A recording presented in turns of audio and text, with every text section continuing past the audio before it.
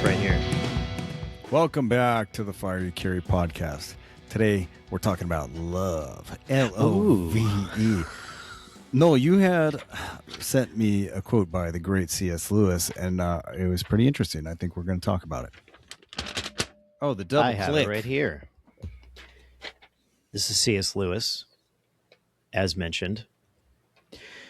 The idea that being in love is the only reason for remaining married really leaves no room for marriage as a contract or a promise at all. A promise must be about things that I can do, about actions. No one can promise to go on feeling in a certain way.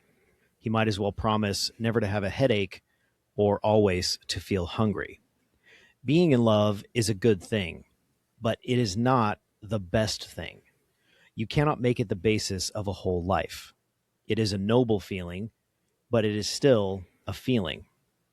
Now, no feeling can be relied on to last in its full intensity, or even to last at all.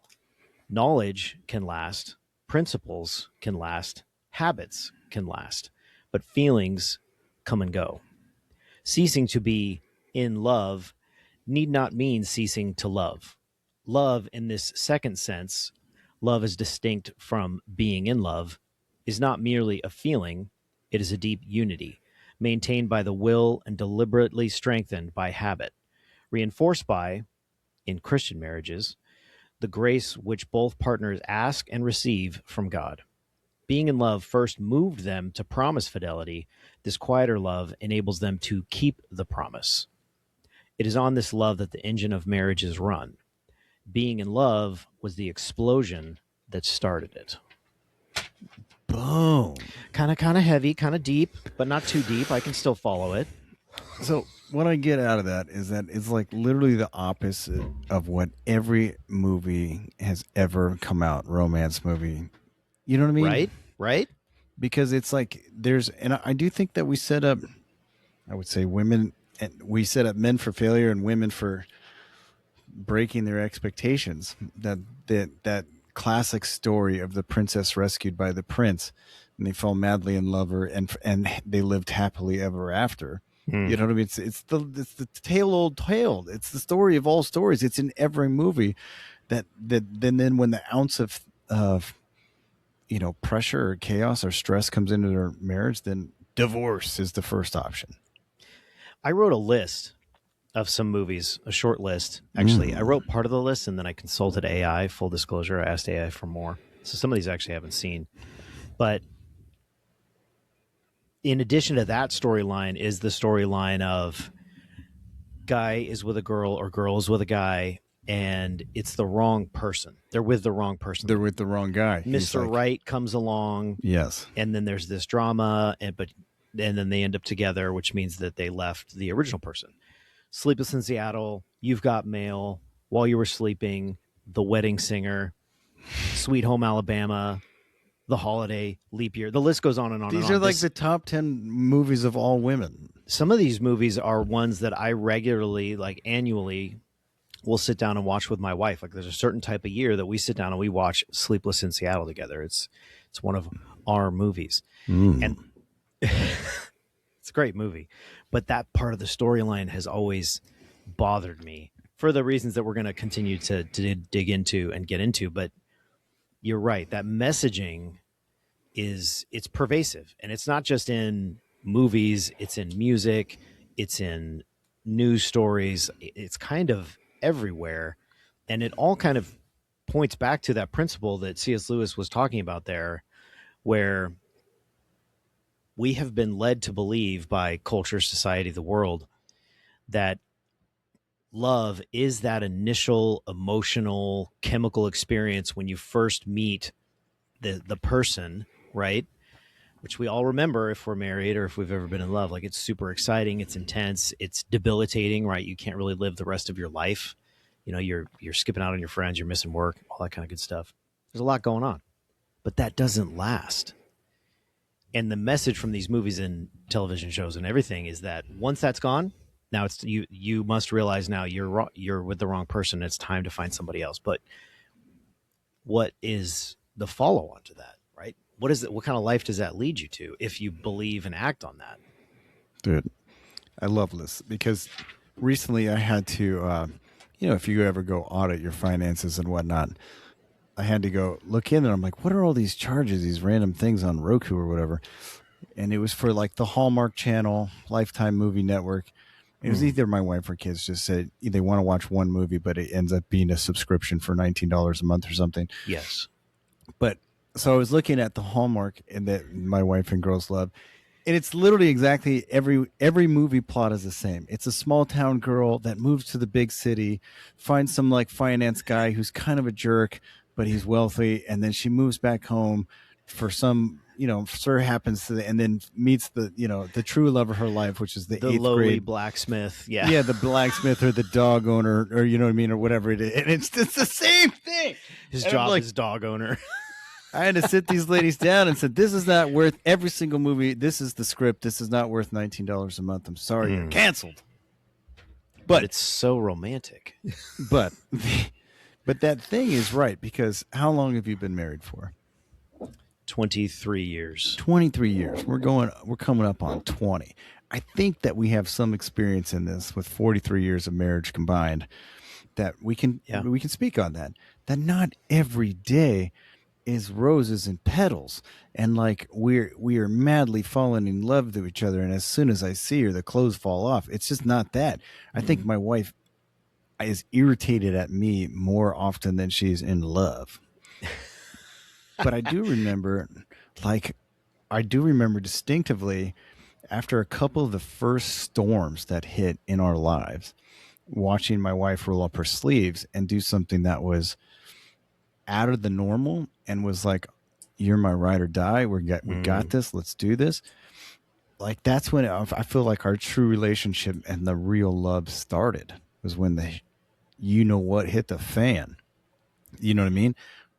Yeah, because then it becomes real on that other level, the level of promise and commitment, the things that can actually be controlled, like what C.S. Lewis was talking about, versus, we as humans can't invent that emotional, chemical, biological response that we call being in love. We can't create that arbitrarily with whoever we want. It's not something that we can control. But being promised to someone, being committed to them, rolling up your sleeves when, like you're saying, the shit hits the fan, and becoming the ride or die, those are choices. And we know intrinsically that that's so much more real, and that can be the thing that lasts, especially in the Christian context, right? That commitment before God and man that we make when we get married, like that being the actual sustaining force underneath. But just real quick, I wanted to tie this in to something a little bit more modern, lyrics to a song that I love. But the idea, at the level that we're at right now, is it's this kind of principle, this picture that love is a passive thing that just happens to us, right? It just happens, and it's magical. And what happens to that passive magical moment is that it ebbs, it drops off. And so then that must mean we've got to move on, or this relationship was never meant to be. And on that theme, Thrice's song that I'm referencing is called The Wait. I think it's off the Beggars album. It doesn't matter. I'll link it in the show notes. But I'm not going to read the entire song. You should just go listen to it and look at the lyrics. They're really good. But there's a line in there where Dustin says, "There's many who tell you they'll give you their love, but when they say give, they mean take." And I think that's a really good perspective, because culturally, when we say love, what we're really talking about is, I like the way you make me feel. It isn't I'm concerned with what I'm going to give you or provide for you. It's, I appreciate how you make me feel, which is the opposite of what you just described with your wife rolling up her sleeves and getting down to business when things are hard, right? That's not about how she feels. That's about how she wants to take care of you and be a part of, the team. Right. And I think our culture has destroyed that, right? So we have, like, I have teenagers, you have teenagers. Not often am they making me feel like, oh, the love of my life. No, it's like, it's abrasive. There's a lot going on there, right? And yet I love them more than anybody that I know in my house. It's an unconditional love, and it's a commitment to say, I'm your father. but especially with the wife, I feel like, hey, we made a commitment between you, me, and God that till death do us part, and not like literally every day is not roses, and that I'm no matter what, we're gonna figure this out. And sometimes that love is not a feeling, but even when I don't want, when she's driving me nuts, I'm still gonna make her a cup of coffee and go from there. Yeah, and move on and figure it out. Like you're going to figure it out. You're not just going to quit because things get tough. I I can't credit my and this isn't a new concept. Most of you are not hearing this for the first time, but I think it's a really good reminder for a couple of reasons. And the reason that we're revisiting this right now is because we are surrounded by broken families. They're just everywhere. We all know a lot of people in our lives who are divorced or come from divorced homes, and I'm one it's of them. Yeah. right. My wife is one of them. We just, and it's, in the fire service, it is the norm, right? It's more common than not. This isn't the only reason that that exists, but it's a big part of it. I can't credit C.S. Lewis for being the one that taught me this initially. My dad taught me this. He didn't know he was teaching me this at the time. I'll tell a funny little story. My dad, when I was growing up at Hume Lake, so when I was probably around 12 or 13, my dad started this thing where when the summers would go on, all the summer staff would come up. So all the young college kids would come up to work the summer camp, Hume Lake Christian camps. And he started this weekly kind of Bible study meeting with whatever guys wanted to come over, and they would go sit out on our deck and have a fire, and my mom would make them cookies, and they would talk. And the thing that they would talk about the most was relationships and getting married and how to do that, because all these young college guys, they want to get married and they want to, and so they would sit down and listen to my dad and get advice, and that was something that he was known for doing talks about, and that was kind of like his realm of expertise in some way. So he'd be sitting out there with these college guys. I'm 12 or 13, and I'm inside the house, but unbeknownst to my dad, or maybe he knew, I don't know. I'm up in the window that overlooks the deck with the window open, and I'm just sitting there, out of sight, but I'm listening. So I'm hearing all this stuff and hearing all these talks, and I'm picking up all these principles. And the thing that did stick with me that I remember thinking about later on as an adult, when I started to have a relationship with my wife and then marry her and then go through the storms, was this principle distilled basically down to, which now I can't help but connect to the Thrice lyrics, which I have to find really quick. Well, I don't have to find. The line is, love is a loyalty sworn, not a burning for a moment. Which just distills down everything that we're talking about, right? That's it right there in one sentence. Right, which Dustin Kinzer is really good at doing that lyrically, which is why we've loved Thrice for a long time. Do you know what's wild is to think about generationally real quick? Because I love that your dad, I think your dad is one of the most intentional persons that I've met. And so he knew you were in the window listening, and he's planting seeds to a 12-year-old boy, even though he's talking to 23-year-olds. I know your dad. So right. You're right. Amazing, right? But to think about, like, I definitely came from a broken home. I don't know what a healthy marriage looked like at all. I did not have the example. I think Nole and I could probably had opposite ends of what that was. But I'm a Gen Xer, and I think the heavens that I didn't have to get into the millennial movement of like dating apps, where that was a gigantic thing. Dating apps have gotten so wild now into Gen Z and Gen Alpha. Do you know that there's a movement called like the Meet Cute movement, where they're trying to get off of these apps and off of these things and really try to create actual like Hallmark type things where they bump into each other at the Starbucks and both of their coffee things.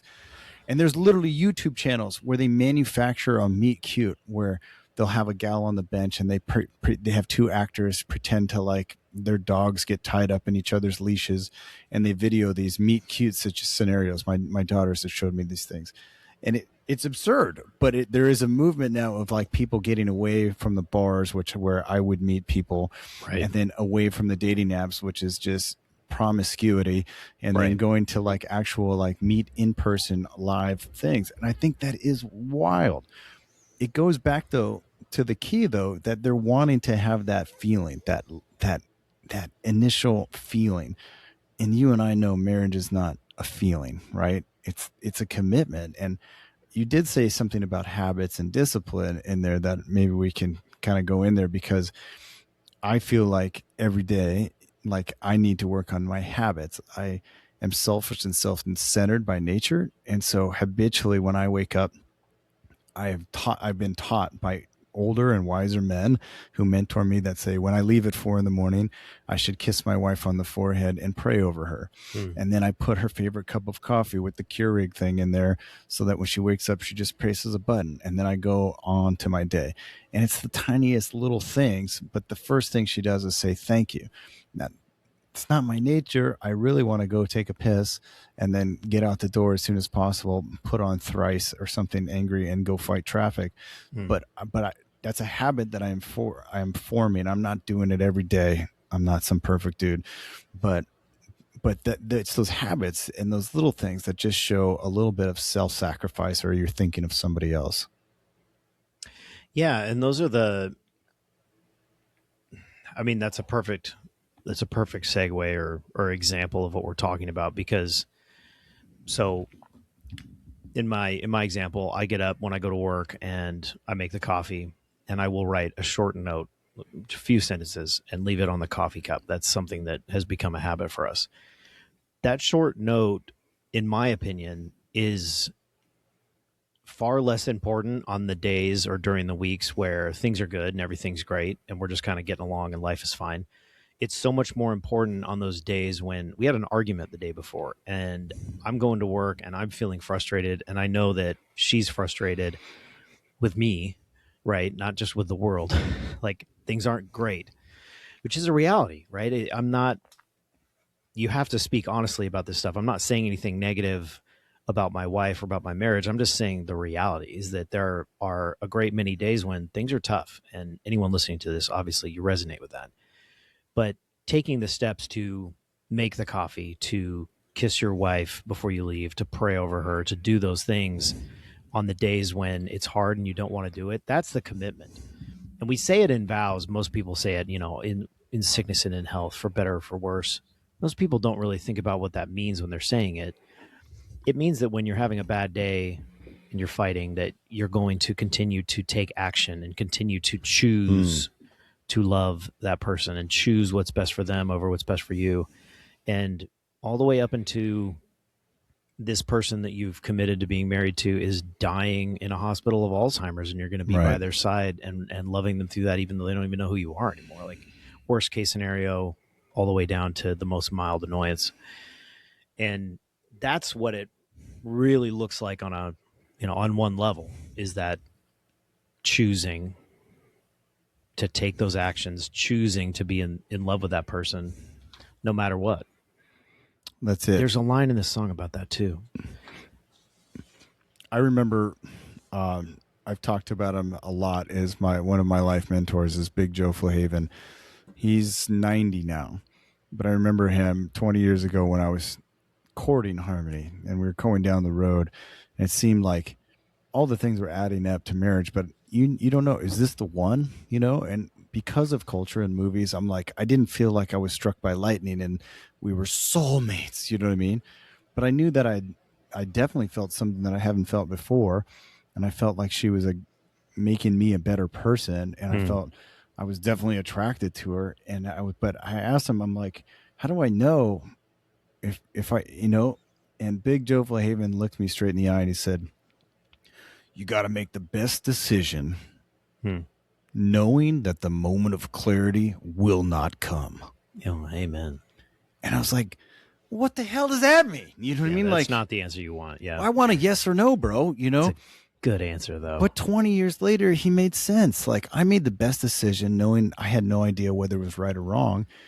And now into it, 20 years, my wife will tell you I know nothing about marriage and I'm a terrible husband, right?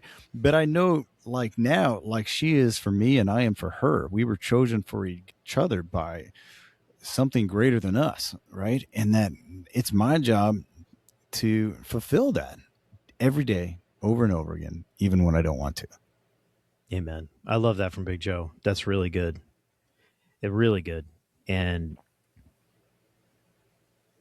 when you're in that moment trying to figure that out, like that's not hopeful, especially as a Christian, I think, because you want God just to come down from the clouds and say, Kevin, Kevin, my boy, she's the one. You Marry have her. clearance. Go for it. Marry her now. Thank you, But God. Yeah. I don't know anyone who that's happened to. I'm not saying Nobody. it's impossible No. because the good Lord does whatever he wants, but I wouldn't count on it. I wouldn't count on it. Well, can I get into like a little bit of specifics? Yeah, you can do whatever you want. So you got some awesome notes, but it just made me think back of this.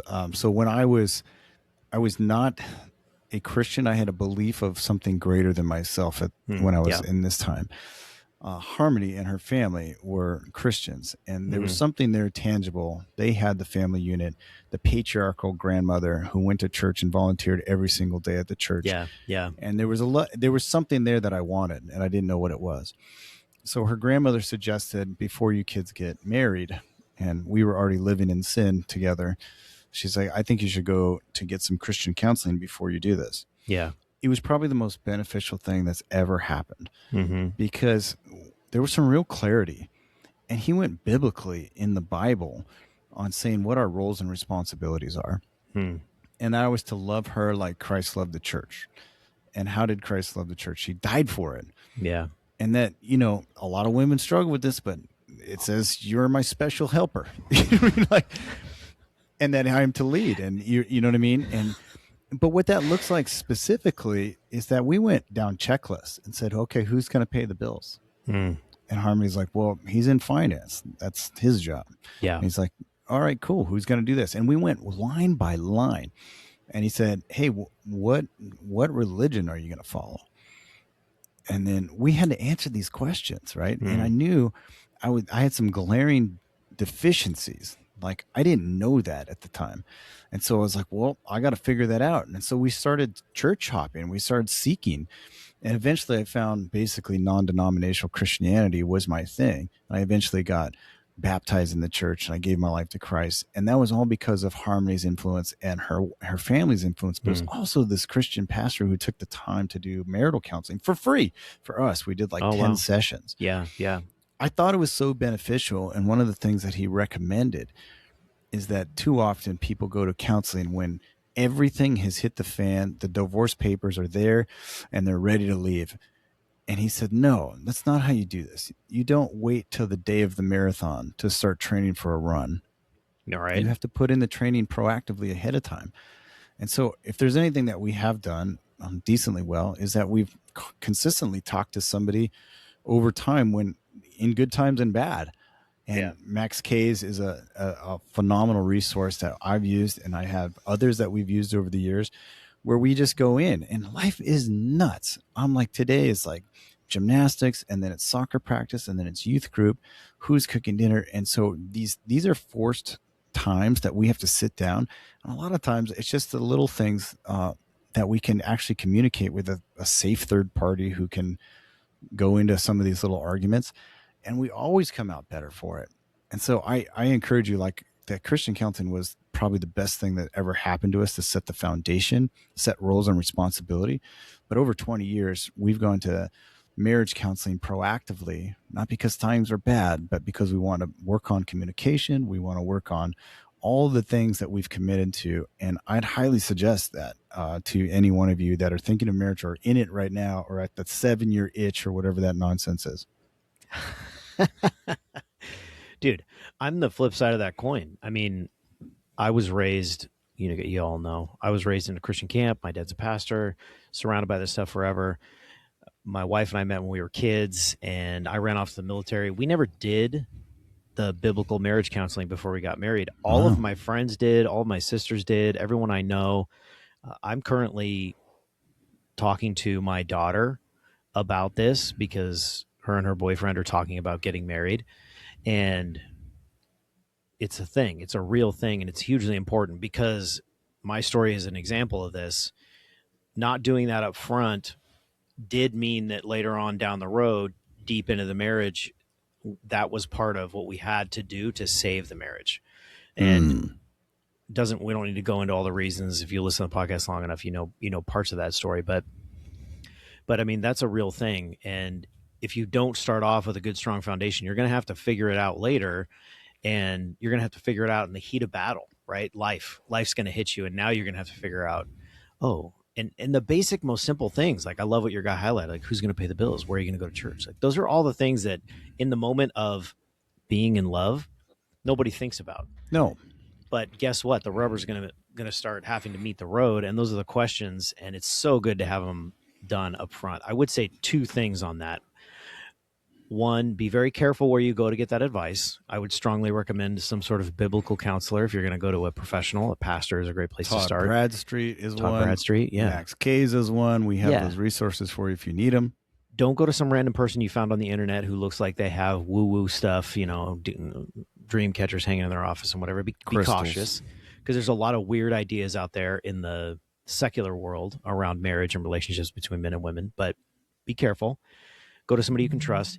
If you're in this position, you're young, you don't have a lot of money, look around you. There are couples in your life, I can almost guarantee it, who have successful marriages who are far beyond. Go find those people that you respect and know somewhat in your church or wherever, and go, hey, could we maybe have you guys over for dinner and just have a conversation about what it looks like to be married and the lessons you've learned along the way? There are people around you with a wealth of experience and knowledge that would love and could share it with you. And you might be lucky enough to find somebody like Kevin who would just do it for free on a more professional level. But that's an untapped resource that, I mean, there's all kinds of avenues of life where we all should be exercising the availability of knowledge like that, people with experience that are around us. But this is a key area where it's definitely something you can pull from if you find yourself in this position right now. And if you're not in this position right now and you're like me and you find yourself, what's the math,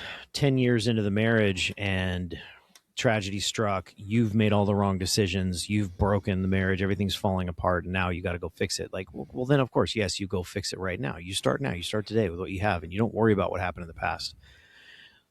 But if you're not there now, then, prepare, get ready. Yeah. I think that's really great. And there's some commonalities that I see.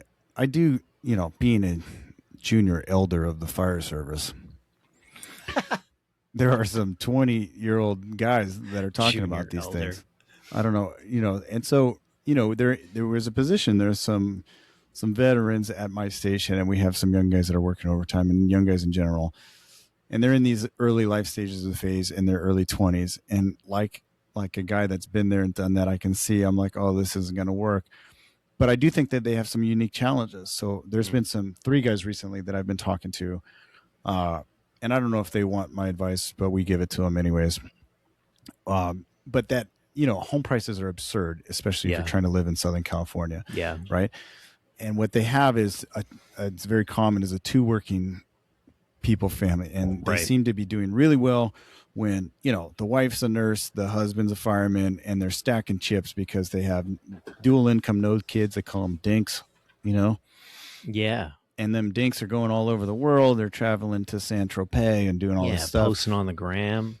But then when the rubber meets the road, they're buying a house for $1 million in Southern California, which is a starter home, 900 square foot place, and wherever it may be.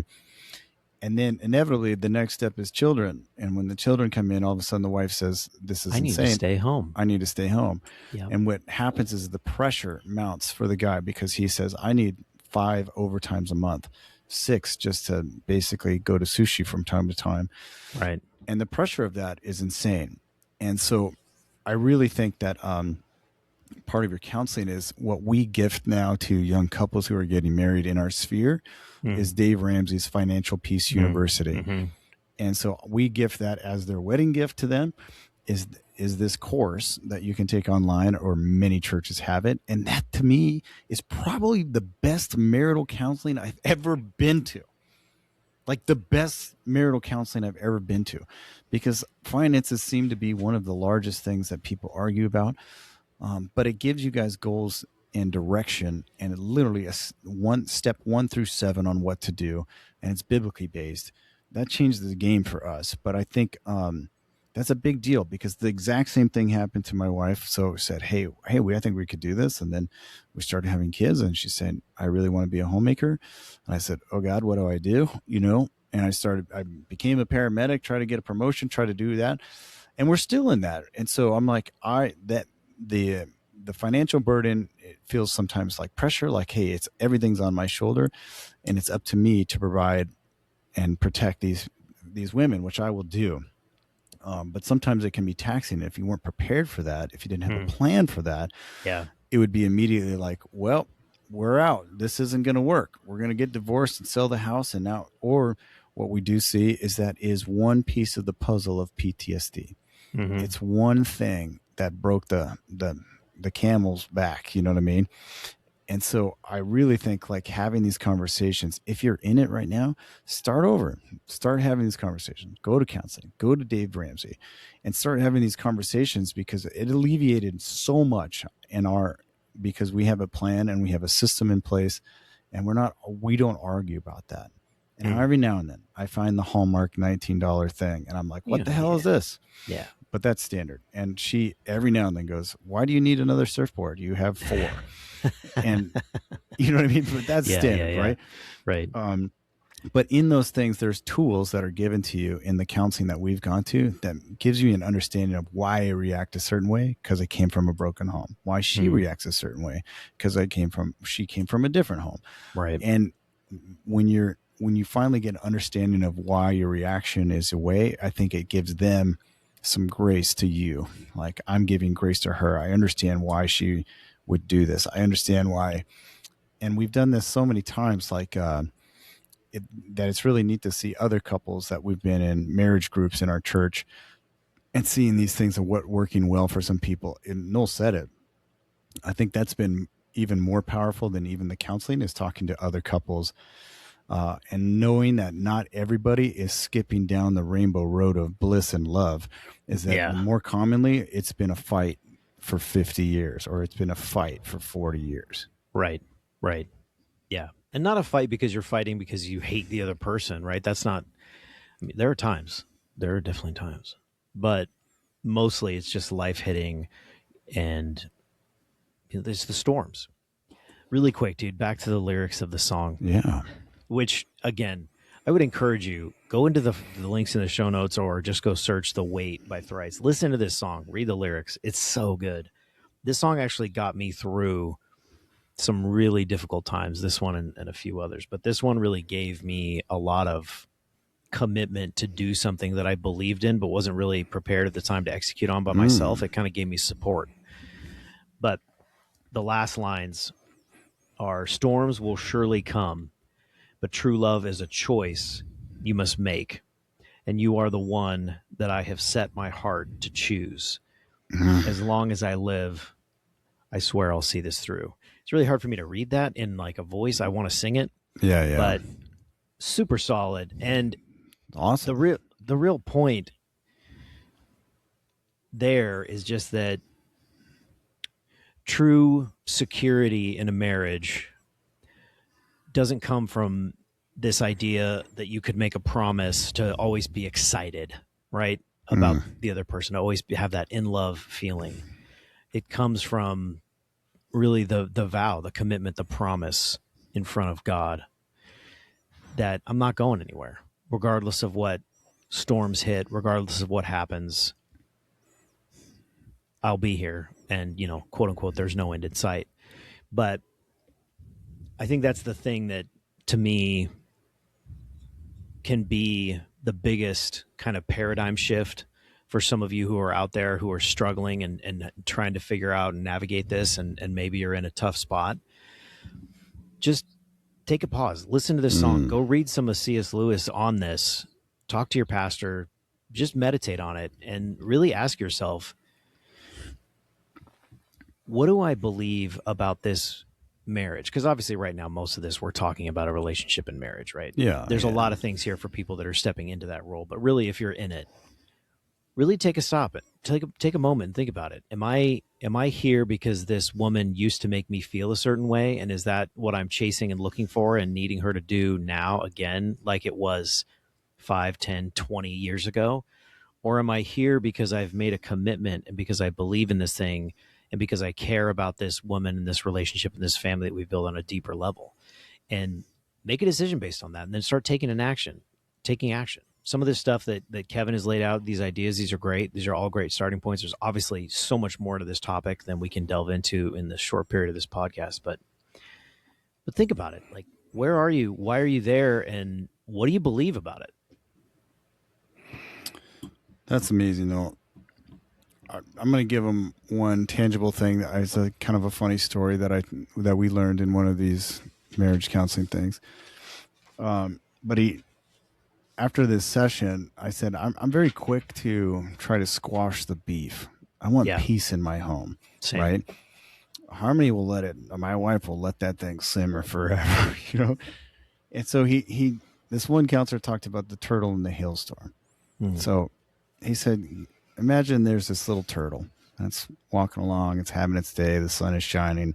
His head is out, getting some of that reptilian sun. And this hailstorm is kind of cruising around. And he's like, oh, that's a cute little turtle. I'm going to try to get its attention. And so he throws a few raindrops down. And the turtle's like, I don't know what that was. And then just keeps cruising along, you know. And the hailstorm, of course, is like, hey, turtle, pay attention to me. I'm going to squash some beef. So he starts raining. And then the turtle starts poking its head in. And it's like, I'm not going to come out until the rain comes.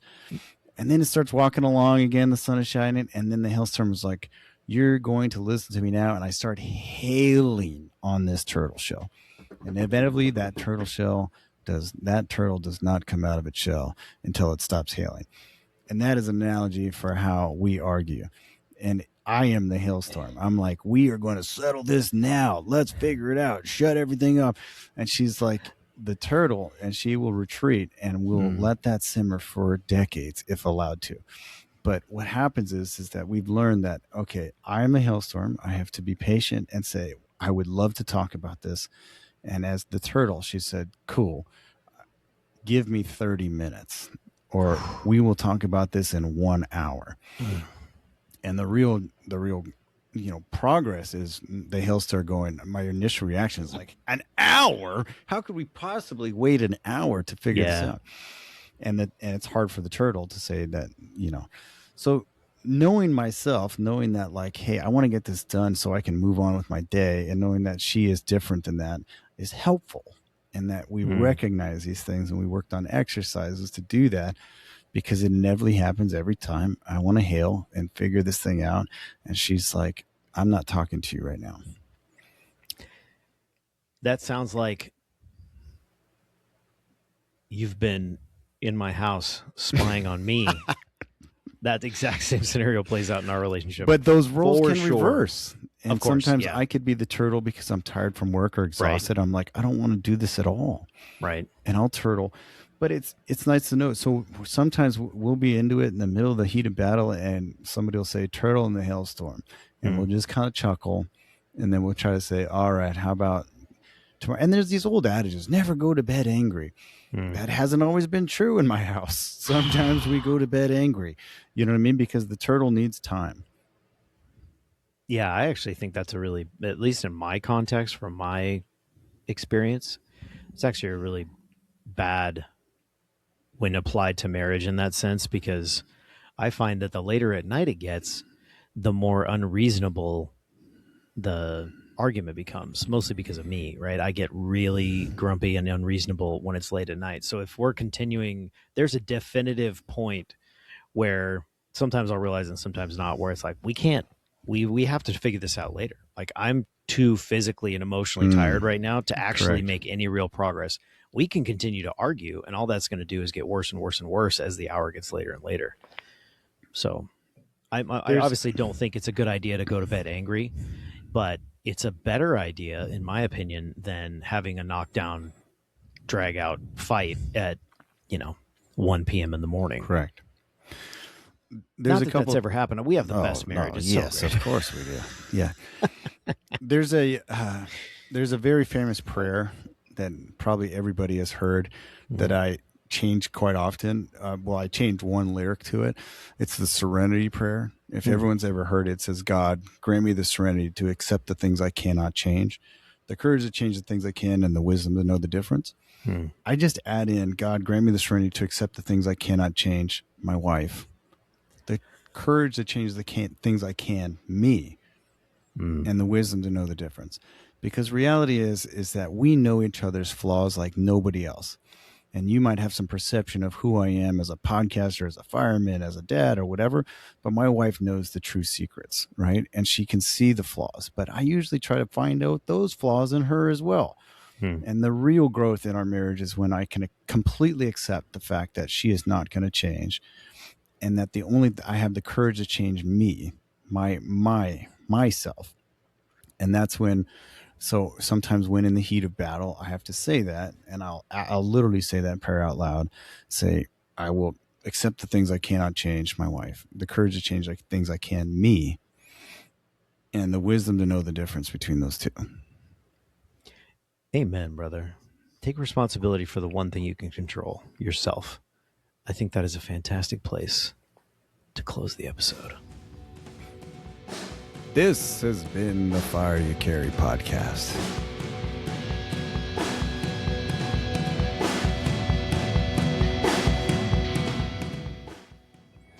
Really quick. Yeah, exactly. I was drinking this during the episode, and I realized I've got this in a cozy, and you can't see what it is. It looks like I'm drinking a tall boy. Obviously, I don't drink alcohol. This is a Ghost. Ghosties, you're back on that ghost train? Don't tell anyone. Well, I mean, I'm telling everyone. I just want you to know that Ghost makes a few flavors that are delicious. This one is called Original, and it tastes like a cross between the original kind of Red Bull flavor and a White Monster. It's kind of like a blend of both. And I don't recommend you try it because it is delicious, and you're going to love it. You're a better than me. We were drinking those Ghost orange sickles. Yeah, the orange creamsicle is really good. My personal favorite is the sour watermelon warhead, which I think I've mentioned on the podcast before, also by Ghost. And I did want to show off my cozy. This is a USA 250 from Tecovas. Nice, dude. I went in there and bought a shirt. Have you ever been into a Tecovas store? That's the cowboy boot thing? Cowboy gear, yeah. No, I have not.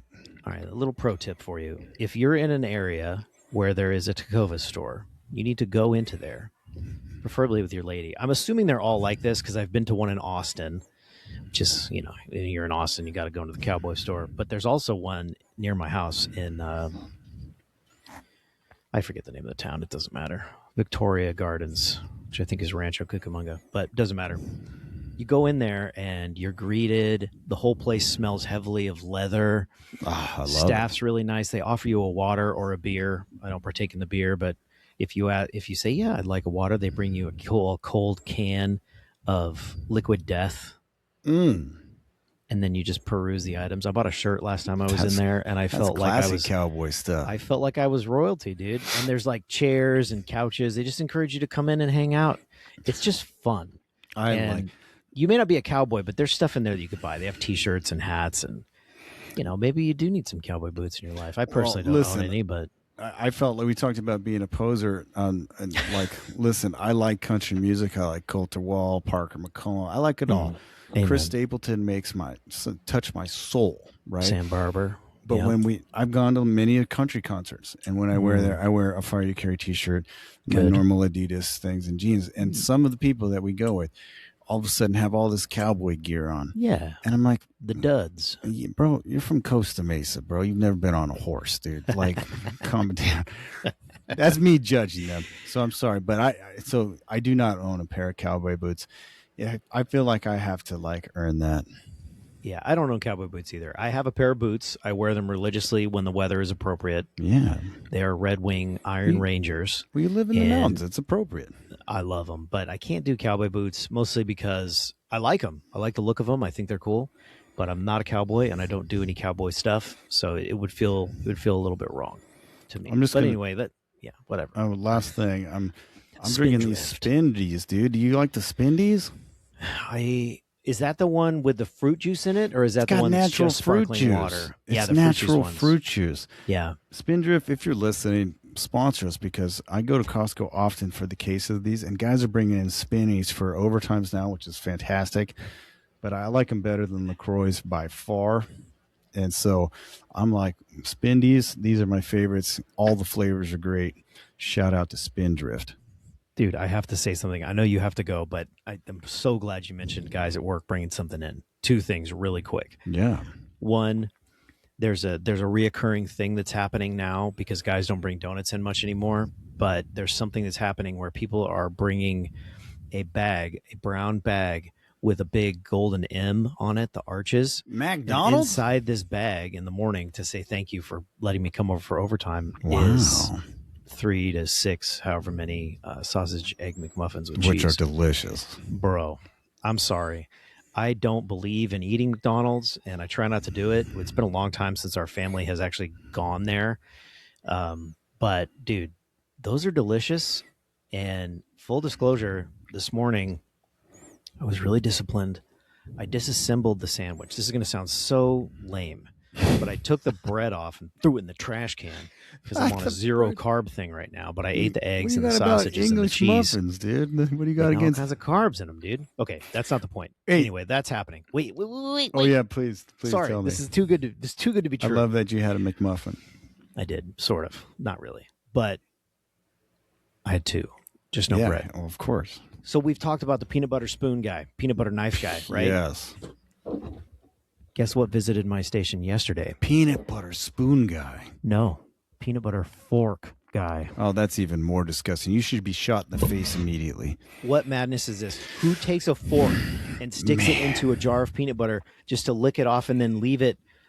I should have taken a picture of it. It was perfect. I couldn't have staged it better. That guy is also on the terrorist watch list. That's a terrible For human. sure. He's not allowed to fly commercially or internationally. No. And he should have his driver's license revoked. I'm just going to admit to you right now that probably a couple times a month, I hit that McDonald's and get a couple of sausage egg McMuffins for 2 for $6. That's actually not a bad deal. Pro tip. It's a pro tip.